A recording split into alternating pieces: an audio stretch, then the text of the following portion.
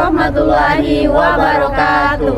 Halo teman-teman, perkenalkan kami dari kelompok 2. Di sini kami akan membawakan materi evolusi yang berjudul akibat ulah dari evolusi. Apakah itu materinya? Akan kita simak bersama-sama. Let's check it out, oke? Go!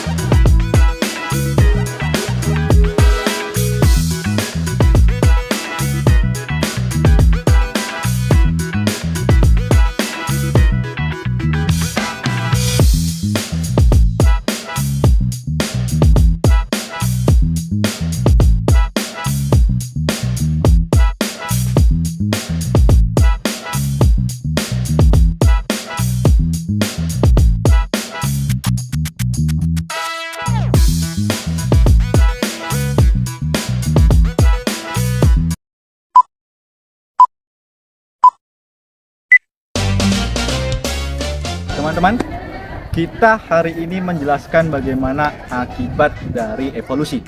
Tentu dari akibat evolusi itu menghasilkan 3 perbedaan. Yang pertama pada organisme, kemudian pada ekosistem, dan yang terakhir pada spesies. Lalu dalam kaidah pembahasannya itu terbagi menjadi 7 macam akibat ulah atau akibat dari evolusi. Yang pertama, yang kedua, dan yang ketiga, keempat, kelima, keenam, dan ketujuh. Baik, kita akan coba bahas yang pertama dulu ya. Untuk sub materi pertama ini ya, ini harus tentu kalian pahami. Ini adalah keanekaragaman hayati. Dalam evolusi, keanekaragaman hayati ini akan selalu berkaitan dalam satu kelompok spesies yang dalam rentang waktu yang sangat lama ataupun cepat, mereka akan menghasilkan populasi baru yang menghasilkan berbagai bentuk keanekaragaman. Hal inilah yang menyebabkan bagaimana itu adanya akibat dari evolusi. Setelah kita paham tentang keanekaragaman, kita masuk ke yang kedua, tentang spesies. Spesiasi. Spesiasi dalam di sini berarti mereka dalam satu spesies memiliki 2 spesies yang terpisah akibat dari letak astronomisnya, kemudian letak tempatnya ataupun yang lainnya. Contohnya saja pada ikan Cyclops di Danau Afrika. Dan yang ketiga itu ada yang namanya adaptasi lingkungan. Tentu dalam pembelajaran SMA kita sudah tahu apa itu adaptasi lingkungan. Bagaimana suatu makhluk hidup itu dapat bertahan dalam lingkungan baru dengan tujuan untuk mempertahankan kehidupannya. Kita ambil contoh dalam evolusi ini, ada yang pertama bagaimana kaktus itu dapat bertahan hidup dalam daerah yang panas. Dan yang kedua bagaimana cara beruang itu dapat mengurangi fisiknya supaya mereka dapat hidup dalam keadaan suhu yang ekstrim atau disebut dengan hibernasi. Oke, poin 1, poin 2, poin 3 sudah kusampaikan dan kita akan lanjut ke pembahasan 4, 5, 6, dan 7. Akan disampaikan oleh teman kami. Silakan dan sampai jumpa. Poin yang keempat, yaitu pergeseran garis keturunan. Pergeseran garis keturunan ini mempunyai konsep yang bertahap, yaitu dari nenek moyang umum menjadi spesies-spesies yang berbeda. Contoh dari konsep ini yaitu ketika Charles Darwin mempelajari berbagai populasi burung finch di banyak pulau, dan ternyata burung finch mempunyai bentuk paruh yang berbeda sesuai dengan makanan di habitatnya masing-masing. Poin yang kelima yaitu seleksi alam. Seleksi alam ini mempunyai konsep yang merujuk pada individu mempunyai sifat yang lebih adaptif terhadap lingkungan, mempunyai kesempatan hidup yang jauh lebih besar. Contohnya yaitu populasi ngengat di Inggris pada masa revolusi industri yang mempunyai warna lebih gelap mempunyai kesempatan hidup jauh lebih besar dibandingkan yang berwarna cerah ketika keadaan dalam situasi yang gelap.